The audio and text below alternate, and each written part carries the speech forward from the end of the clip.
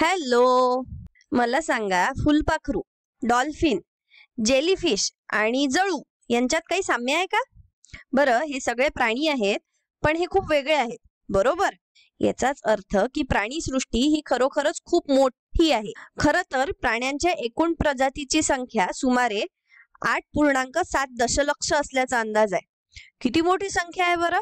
तर मग एवढ्या मोठ्या सजीवांच्या सृष्टीचा अर्थ कसा लावायचा आणि याचं वर्गीकरण करायचं तरी कसं?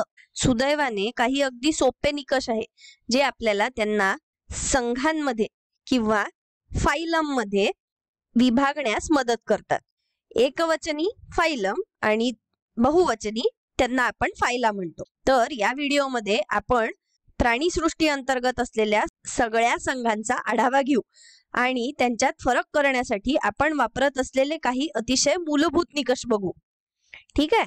आता तुम्हाला जर प्राण्यांचं वर्गीकरण कसं केलं जातं याबद्दल माहिती नसेल तर तुम्हाला अनेक नावं नवीन वाटतील. तुम्हाला अगदी अपरिचित असलेली नावे येतील. आता त्यांना लगेच लक्षात ठेवायची गरज नाही.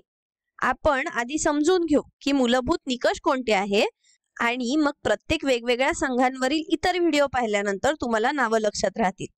ठीक आहे, चला तर सुरू करूया. पहिली गोष्ट म्हणजे सगळ्या प्राण्यांमध्ये आणि खरं तर सगळ्या सजीवांमध्ये एक गोष्ट समान आहे, ती म्हणजे हे सगळे सजीव पेशींनी बनलेले आहे, बरोबर? आणि तुम्ही हा नक्कीच अभ्यास केला असेल की या सगळ्या पेशी एकत्र येऊन उती किंवा टिश्यूज बनतात, ज्या एकत्र जमून एक अवयव किंवा ऑर्गन बनवतात आणि हे सगळे अवयव एकत्र जमून एक प्रणाली बनवतात किंवा ऑर्गन सिस्टीम बनवतात आणि अनेक प्रणाल्या एकत्र येऊन एक सजीव बनतो, बरोबर? म्हणजेच हे संघटनाचे विविध स्तर आहेत. पण काही प्राण्यांमध्ये फक्त पेशी स्तरावरील संघटन असतं. खरं तर सगळ्यात मूलभूत असलेल्या प्राण्यांमध्ये फक्त पेशी असतात. त्यांच्यात उती किंवा उच्च स्तराचं संघटन नसतं. हे सगळ्यात सोपे असतात. हे सगळ्यात आदिम प्रकारचे प्राणी आहेत आणि ते आहेत स्पंजेस. हे खूप सुंदर दिसतात, पण यांचं संघटन फक्त पेशी स्तरावरचं आहे आणि हे मिळून बनवतात संघ रंध्रीय किंवा फाइलम पोरिफेरा. यांचं शरीर अशा छिद्रांनी बनलेलं असतं, म्हणून यांना स्पंज म्हणतात. तर हा प्राण्यांचा सगळ्यात आदिम संघ आहे. आता या चित्राकडे लक्षपूर्वक बघा. तुम्हाला या शरीरात कोणती सममिती किंवा सिमेट्री दिसते का? खरं तर हे प्राणी इतके आदिम आहेत की यांच्यात कोणत्याही प्रकारची सममिती नाही. आता तुम्हाला प्रश्न पडला असेल की सममिती म्हणजे काय? चला तर आपण मानवी शरीराचंच उदाहरण घेऊया. तुम्ही मानवी शरीराच्या मध्यभागातून जाणाऱ्या एका प्रतलाची किंवा प्लेनची कल्पना करू शकता, अगदी अशी. आता मी इथे एक रेष काढलेली आहे, बरोबर? पण जर तुम्ही त्रिमितीय किंवा 3 डायमेन्शनल कल्पना केली तर हे प्रतल शरीराला 2 समान भागांमध्ये विभाजित करेल आणि हीच आहे सममिती किंवा सिमेट्री. तुम्ही सजीवाच्या शरीरातून एका प्रतलाची कल्पना करू शकता जे त्याला 2 समान भागांमध्ये विभाजित करेल आणि अशा प्रकारची सममिती जी शरीराला 2 समान भागांमध्ये विभाजित करते त्याला आपण द्विपार्श्व सममिती किंवा बायलॅटरल सिमेट्री म्हणतो. आणि या सममितीमध्ये शरीराला 2 समान भागांमध्ये विभाजित करू शकणारे एकच प्रतल असतं. सममितीचा दुसरा प्रकार आहे ज्यामध्ये शरीराला 2 समान भागांमध्ये विभाजित करू शकणारे एकापेक्षा जास्त प्रतले असतात, जसं की या फुलामध्ये. आता याच्याकडे काळजीपूर्वक बघा. जर मी इथे एक प्रतल काढलं तर ते या फुलाला 2 समान भागांमध्ये विभाजित करत आहे. मी जर अजून एक असं प्रतल काढलं तर ते सुद्धा या फुलाला 2 समान भागांमध्ये विभाजित करत आहे. असंच मी अजून इथे एक प्रतल काढू शकते जे या फुलाला अजून समान भागांमध्ये विभाजित करेल, बरोबर? अशा प्रकारच्या सममितीला अरीय सममिती किंवा रेडियल सिमेट्री म्हणतात. म्हणजेच या फुलाला विभाजित करणारे वेगवेगळे 5 प्रतल आहेत. अशा प्रकारची सममिती जिथे सजीवाला 2 समान भागांमध्ये विभाजित करणारी एकापेक्षा जास्त प्रतले असतात त्याला अरीय सममिती म्हणतात. म्हणजेच आपण जे आधी हे प्राणी पाहिले ज्यांना आपण स्पंज म्हणतो, यांना जर आपण कोणतेही प्रतल काढून विभाजित करायचं ठरवलं तर यांच्यात कोणत्याही प्रकारची सममिती नाही. पण यांच्यापेक्षा थोडे कमी आदिम असलेल्या पुढील प्राण्यांमध्ये काही प्रकारची सममिती असते. चला तर पुढे जाऊया. आता अरीय सममिती असणारा संघ तो म्हणजे संघ सिलेंटराटा किंवा फायलम निडेरिया. म्हणजेच या जेलीफिशला अनेक प्रतलांनी 2 समान भागांमध्ये विभाजित केलं जाऊ शकतं. आता याच्यावर अजून एक संघ आहे जो समुद्री प्राण्यांनी बनलेला आहे आणि त्यांच्यातही अरीय सममिती असते. या संघाला आपण फायलम टिनोफोरा असं म्हणतो.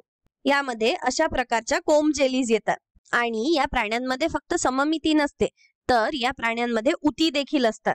रंध्रीय प्राणी संघ आठवा बरं. त्यांच्यामधल्या स्पंजमध्ये कोणत्याही प्रकारच्या उती नव्हत्या. ते फक्त पेशी स्तरावरील संघटन होतं. आता हे पुढच्या संघातले प्राणी थोडेसे अधिक विकसित आहे. यांच्यामध्ये पेशींचं उतींमध्ये संघटन झालेलं असतं आणि जेव्हा ते भ्रूण अवस्थेत किंवा एम्ब्रियो स्टेजमध्ये होते तेव्हा त्यांच्यात उतींचे 2 स्तर होते जे काहीसे असे दिसतात. याला द्विस्तरीय किंवा डिप्लोब्लास्टिक म्हणतात. द्वि किंवा डिप्लो म्हणजे 2. तर यांच्या भ्रूणांमध्ये उतींचे 2 स्तर असतात. पण तुम्ही तर म्हणाल की इथे तर 3 दिसतायत. ही तिसरी गोष्ट काय आहे हे आपण थोड्याच वेळात बघू. पहिले आपण या उतींच्या 2 स्तरांकडे बघूया. हा जो उतीचा बाहेरचा स्तर आहे याला बहिर्जनस्तर किंवा एक्टोडर्म म्हणतात आणि हा जो उतीचा आतला स्तर आहे याला अंतर्जनस्तर किंवा एंडोडर्म म्हणतात.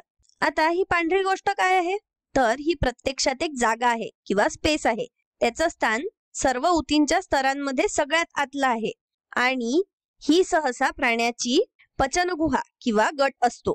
आता लक्षात ठेवा काय, संघ सिलेंटराटा आणि फायलम टिनोफोरा हे द्विस्तरीय आहे पण यांच्यापेक्षा वरच्या स्तराचे प्राणी त्रिस्तरीय किंवा ट्रिप्लोब्लास्टिक असतात. याचा अर्थ जेव्हा हे प्राणी भ्रूण अवस्थेत होते तेव्हा त्यांच्यामध्ये उतींचे 3 स्तर होते. आता हा निळा पुन्हा बाह्यर्जनस्तर आहे, हा लाल पुन्हा अंतर्जनस्तर आहे आणि या दोघांच्या मध्ये उतीचा एक अजून स्तर आहे ज्याला आपण मध्यस्तर किंवा मेसोडर्म म्हणतो. यामध्ये मेसो म्हणजे मधला आणि हे त्रिस्तरीय प्राण्यांमधील 3 स्तर आहेत. आणि सिलेंटराटा आणि टिनोफोरा यांच्यापेक्षा थोडे अधिक प्रगत असलेले प्राणी हे सगळे त्रिस्तरीय असतात. या प्राण्यांमध्ये देखील द्विपार्श्व सममिती असते आणि या त्रिस्तरीय प्राण्यांमध्ये काही प्रकार आहेत. पहिला म्हणजे देहगुहा नसणारे प्राणी किंवा एसिलोमेट्स. आता तुम्ही तर म्हणाल हे त्रिस्तरीय सारखंच तर दिसत आहे. बाह्यर्जनस्तर आहे, मध्यस्तर आहे आणि अंतर्जनस्तर आहे आणि आतमध्ये पचनगुहा देखील आहे. तर या प्रकारचे प्राणी ज्यांच्यामध्ये त्रिस्तरीय उतींच्या स्तरांची ही अशा प्रकारची मांडणी असते त्यांना आपण देहगुहा नसणारे प्राणी किंवा एसिलोमेट्स म्हणतो. अशा प्रकारच्या प्राण्यांमध्ये फक्त एकच संघ येतो आणि तो आहे संघ चपटे कृमी किंवा फायलम प्लॅटीहेल्मिन्थीस. प्लॅटी म्हणजे चपटे आणि हेल्मिन्थीस म्हणजे कृमी आणि याचं उदाहरण आहे ही पट्टी कृमी किंवा फ्लॅटवर्म. पुढचा प्राण्यांचा प्रकार म्हणजे असे त्रिस्तरीय प्राणी ज्यांच्यामध्ये बाह्यजनस्तर असतो, मध्यस्तर असतो आणि अंतःजनस्तर असतो. पण या व्यतिरिक्त देखील अजून काहीतरी असतं. तुम्ही विचार करत असाल की ही निळी जागा काय आहे, तर ही अशी अतिरिक्त जागा आहे जी काही प्राण्यांमध्ये असते. आता ही जागा या पांढऱ्या जागेसारखी किंवा पचनगुहेसारखी नाही तर ही एक देहगुहा आहे आणि ही उतींच्या स्तरांदरम्यान असलेली एक पोकळी आहे आणि ती महत्वाची आहे कारण ती प्राण्याच्या शरीराला मजबूती आणि काही प्रतिकार शक्ती देते. उदाहरणार्थ धक्क्यांपासून, जेणेकरून ते चपले जाणार नाही. आणि ही जागा शरीराचे अंतर्गत अवयव ठेवण्यासाठी देखील आहे. याला आपण फसवी देहगुहा किंवा सुडोसिलम असं देखील म्हणतो. आणि अशी देहगुहा असणाऱ्या प्राण्यांना आपण फसवी देहगुहा असणारे प्राणी किंवा सुडोसिलोमेट्स असं देखील म्हणतो.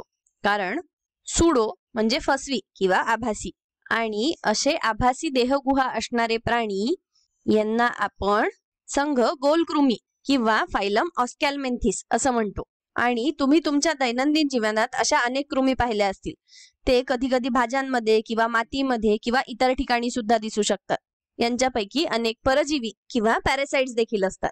आता तुम्हाला लक्षात आलं असेल की आपण मागच्या संघांना देहगुहा नसलेले प्राणी का म्हणतो, कारण त्यांच्यात कोणतीही देहगुहा नव्हती आणि हे प्राणी फसवी देहगुहा असणारे आहेत. मग आता तुम्हाला प्रश्न पडला असेल की खरी देहगुहा असणारे प्राणी आहेत का, तर हो आहेत. ते यांच्यापेक्षा वरच्या स्तराचे प्राणी आहेत. त्यांना आपण देहगुहा असणारे प्राणी किंवा युसिलोमेट्स असं देखील म्हणतो. यांच्यामध्ये बाह्यजनस्तर आहे, मध्यस्तर आहे आणि अंतर्जनस्तर पण आहे. आणि ही निळी गोष्ट जी आहे ती आहे देहगुहा किंवा सीलम. ही फसव्या देहगुहेपेक्षा कशी वेगळी आहे? तर ही खरी देहगुहा ही मध्यस्तराच्या आतमध्ये असते. म्हणजेच हा जो मध्यस्तर आहे याच्या आतमध्ये ही देहगुहा आहे. तुम्हाला लक्षात असेल तर फसवी देहगुहा ही मध्यस्तराच्या खाली होती, तर खरी देहगुहा ही मध्यस्तराच्या आतमध्ये आहे. आणि दुसरा फरक असा आहे की ही द्रवानी भरलेली असते, ती एका पाण्यासारख्या पदार्थांनी भरलेली असते. तर ही खरी देहगुहा ही प्रत्यक्षात एक जागा आहे. उदाहरणार्थ मानवी शरीराच्या आतमध्ये एक जागा आहे जी सर्व अंगांनी जसं की हृदय, पोट आणि इतर सर्व गोष्टींनी भरलेली असते. तर ही खरी देहगुहा आहे आणि या प्राण्यांना आपण देहगुहा असणारे प्राणी म्हणतो. आता या प्राण्यांमध्ये कोणते प्राणी येतात बरं? तर या प्राण्यांमध्ये पुढचे सगळे संघ येतात जे फसवी देहगुहा असणाऱ्या प्राण्यांच्या वरचे स्तर आहेत. आणि यामध्ये बरेच संघ आहेत. तर हा पहिला संघ आहे ज्यामध्ये जळू किंवा लिचेस आहेत आणि याच मध्ये गांडूळ किंवा अर्थवर्म्स देखील आहे आणि याला संघ वलई किंवा फायलम ॲनलिडा असं देखील म्हणतात. नंतर येतो संघ संधिपाद किंवा फायलम आर्थ्रोपोडा, ज्यामध्ये सगळे कीटक, कोळी, विंचू, कोळंबी, खेकडे, फुलपाखरे यासारखे प्राणी येतात. त्यानंतर येतो संघ मृदकाय किंवा फायलम मोलास्का, ज्यामध्ये गोगलगाई, शिंपले, ऑक्टोपस आणि स्क्विड यासारखे प्राणी येतात. पुढचा संघ आहे संघ कंटकचर्मी किंवा फायलम इकायनोडर्मॅटा, ज्यामध्ये तारामासा किंवा स्टारफिश यासारखे प्राणी आहेत. त्याच्या पुढचा संघ आहे संघ अर्धसमपृष्ठरज्जू किंवा फायलम हेमिकॉर्डाटा, ज्यामध्ये समुद्राखाली आढळणारे हे कृमीसारखे जीव आहेत. आणि सगळ्यात शेवटी आपल्याकडे सगळ्यात विकसित संघ आहे ज्यामध्ये डॉल्फिन, माकडं, पक्षी, मासे, मगर आणि स्वतः आपण माणसं आहोत, ज्या संघाला आपण संघ समपृष्ठरज्जू किंवा फायलम कोर्डेटा असं देखील म्हणतो. समजलं? थोडंसं कठीण आहे, पण आपण पटकन याचा एक सारांश घेऊया. तर आपण सर्वात आदिम प्राण्यांपासून सुरुवात करूया, ज्यांच्यामध्ये फक्त पेशी स्तरावरील संघटन असतं, ज्यामध्ये येतो संघ रंध्रीय किंवा फायलम पोरिफेरा, ज्यामध्ये स्पंज आहेत. नंतर येतात द्विस्तरीय किंवा डिप्लोब्लास्टिक प्राणी, ज्यामध्ये भ्रूण अवस्थेत फक्त 2 ऊतींचे स्तर असतात, ज्यात येतात संघ सिलेंटराटा किंवा फायलम निडेरिया, ज्यामध्ये अशा जेलीफिश असतात, आणि फायलम टिनोफोरा, ज्यामध्ये अशा कोम जेलीज असतात. पुढे आहेत देहगुहा नसणारे प्राणी किंवा एसिलोमेट्स, जे त्रिस्तरीय किंवा ट्रिप्लोब्लास्टिक असतात. म्हणजेच यांच्या भ्रूण अवस्थेमध्ये ऊतींचे 3 स्तर असतात पण देहगुहा नसते. आणि यामध्ये येतात संघ चपटे कृमी किंवा फायलम प्लॅटीहेल्मिन्थीस, ज्याचं उदाहरण आहे ही पट्टीकृमी किंवा टेपवर्म. नंतर येतात फसवी देहगुहा असणारे प्राणी किंवा सुडोसिलोमेट्स, ज्यांच्यामध्ये फसवी देहगुहा असते, ज्यामध्ये येतात संघ गोलकृमी किंवा फायलम अस्कॅलमेंथिस, ज्याचं उदाहरण आहे ही गोलकृमी.